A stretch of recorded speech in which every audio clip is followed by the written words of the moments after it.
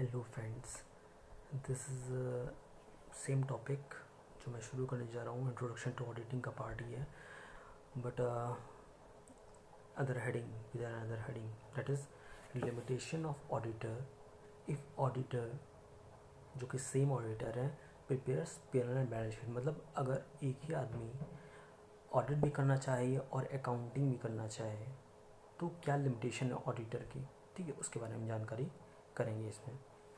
If auditor Z, मैंने कोई auditor माना Z, prepares any company P&L balance sheet और P&L फाइनेंशियल स्टेटमेंट बना रहा है, then he do not have the right to give his opinion on the same company financial statements. तो उसके पास ये राइट कतई नहीं है कि वो उसी कंपनी का फाइनेंशियल अकाउंट्स पर एज एन ऑडिटर ओपिनियन भी दे। मीन्स अगर कोई ऑडिटर किसी कंपनी का फाइनेंशियल स्टेटमेंट बना रहा है तो उसके पास ये राइट नहीं कि उसी कंपनी को ऑडिट भी वही करे, ठीक है, क्योंकि सेम ही पर्सन अगर हो जाएगा तो अपने काम में कोई गलती निकालता है क्या, आप ये समझो, पॉसिबल नहीं है, ठीक है। So the auditor Z simply sign the balance sheet to show that he, that is Z, made the statements and the statements to be audited by another auditor. मतलब वो अपना साइन करेगा कि उसने खुद स्टेटमेंट बनाया है और वो जो स्टेटमेंट होगा वो साइन, मतलब ओपिनियन जो होगा, रिपोर्ट साइन, ऑडिट की रिपोर्ट जो साइन होगी वो होगी ऑडिटर द्वारा, जो कि दूसरा ऑडिटर होगा, सेम ऑडिटर नहीं होगा। क्लियर? चलो आगे बढ़ते हैं। Difference between auditing and investigation. Auditing और इन्वेस्टिगेशन में अंतर क्या है, व्हाट इज डिफरेंस, ठीक है। It look like both have the same meaning but these two are very much different from each other, ठीक है। बहुत ज़्यादा डिफरेंट है, किस तरह डिफरेंट है उसके बारे में बात करेंगे, ठीक है।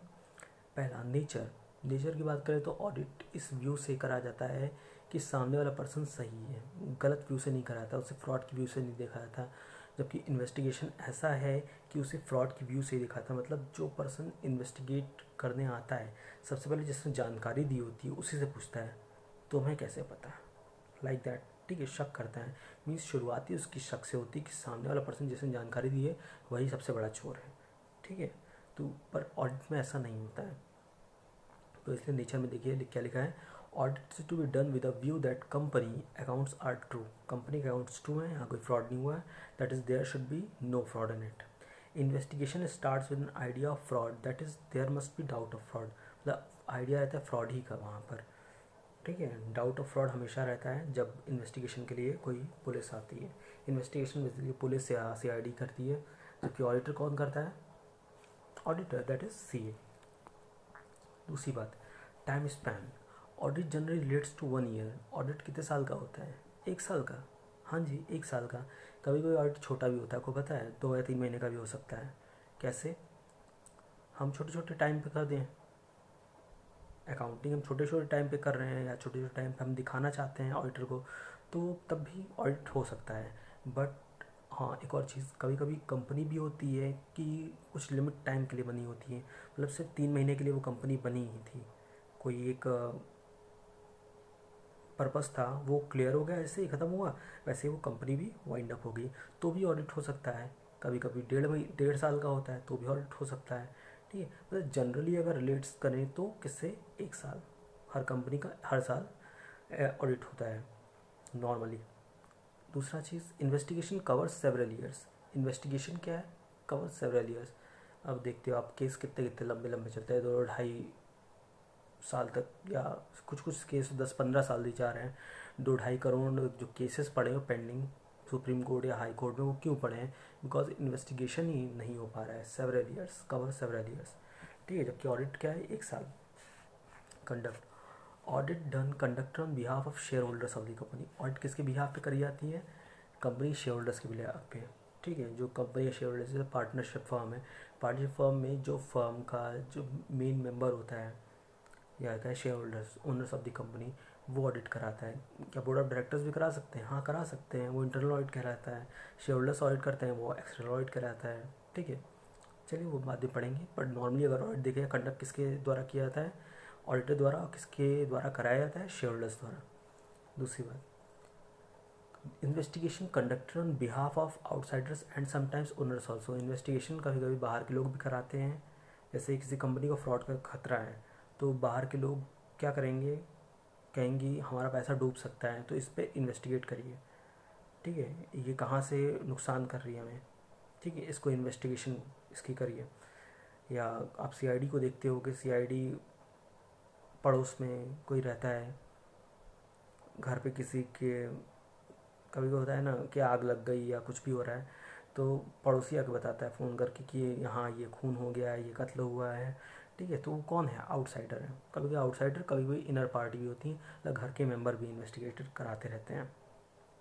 ओके, अगली बात, compulsion, audit is compulsory in case of joint stock company, बहुत ज़रूरी है, कोई भी जॉइंट स्टॉक कंपनी उसको ऑडिट करना नेसेसरी है, ठीक है। इन्वेस्टिगेशन नहीं कंपलसरी है, अरे कुछ होगा तो इन्वेस्टिगेशन करें ना। अब कोई फांसी लगा के कंपनी मर गया, इन्वेस्टिगेशन है, हाँ ज़रूरी है, अब तो कराना पड़ेगा, ठीक है, वरना ऑडिट से काम चल जाएगा, ठीक है। चलिए आगे, assurance, auditor give reasonable assurance इन ऑडिट रिपोर्ट। रीजनेबल एश्योरेंस का मतलब, रीजनेबल का मतलब अश्योर करता हूँ मैं, ऐसा ऑडिटर अगर मैं हूँ ऑडिटर तो मैं क्या कहूँगा, अश्योर करता हूँ मैं बट रीजनेबल देता हूँ एश्योरेंस। ये गारंटीड एश्योरेंस नहीं है कि नहीं बिल्कुल ही सही होगा, क्योंकि छोटे मोटे खर्चे, समोसे चाय पानी, ये तो छोटे छोटे खर्चे हैं, कभी टॉफ़ी मंगा ली, कभी लंच कर लिया कंपनी ने, तो उसके खर्चे नहीं हैं। कभी कभी कंपनी ने उसके प्रमोशन क्या ऐसा समझिए कि प्रॉफिट ज़्यादा आ गया तो उसने पार्टी दे दी, ठीक है, अपनी तरफ से, तो वो छोटे छोटे खर्चे कभी कभी के वो हम इसमें नहीं करते, कुछ पेटी एक्सपेंसेस है उसको हम कंसिडर नहीं करते हैं, तो वो सब खर्चे अलग हैं, उसे हम रीजनेबल एश्योरेंस में रखते हैं। इसीलिए कंपनी फाइनेंशियल स्टेटमेंट यहाँ हम गारंटीड नहीं देते हैं, थोड़ी मोड़ी गलती ऊपर नीचे हो सकता है बट बहुत ज़्यादा नहीं, इसलिए रीजनेबल एश्योरेंस। इन्वेस्टिगेटर क्या करता है, कंप्लीट एश्योरेंस देता है, मीन्स कंप्लीट का मतलब एश्योर हूँ इसी ने कत्ल किया है, एश्योरेंस दे रहा है ना, ठीक है, किसने कत्ल किया है, ये आत्महत्या हुई है, एश्योर कर रहा है, मीन्स इसके आगे आप कुछ चेंज नहीं कर सकते हैं, आप रीजनेबल नहीं, ये श्योर है, 100% गारंटीड एश्योरेंस है बाई इन्वेस्टिगेटर, ठीक है। नोट, नोट में देखते क्या है, according to 2013 companies act, audit is mandatory for company, ठीक है, और for others if turnover crossed specified limit, ठीक है, मतलब 2013 एक्ट क्या कहता है कि ऑडिट तो कंपलसरी है कंपनी के लिए, कोई जॉइंट स्टॉक कंपनी हो, ठीक है, पर दूसरे के लिए अगर टर्नओवर एक स्पेसिफाइड लिमिट से क्रॉस करता है तो फिर आपको ऑडिट कराना पड़ेगा, किसमें, सेक्शन 44 AD के अंतर्गत। देखिए, प्रोफेशनल के लिए gross receipt of the year, total income जो होती है वो आपकी एक्सीड करती है 50 लाख के ऊपर एक साल के भीतर, तो आपको ऑडिट कराना है। फॉर बिजनेस, अगर आपका बिजनेस टर्नओवर एक ग्रॉस रिसिप्ट पार करती है 1 करोड़ रुपए को, तो फिर तो भी आपको कराना है, ठीक है।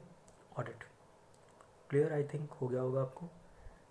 यहाँ टाइप्स ऑफ करें, difference between audit and investigation, ठीक है, ऑडिट किसके लिए कराना ज़रूरी है, ठीक है, और किस टर्नओवर के बेस पे कराना ज़रूरी है, कितना टर्नओवर होना चाहिए, और लिमिटेशन अगर ऑडिटर सेम हो तो, ठीक है।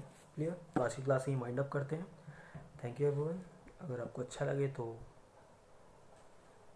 थैंक्स, थैंक यू फॉर, अगर लाइक कर देते तो और अच्छा, और भी अच्छा है, थैंक्स।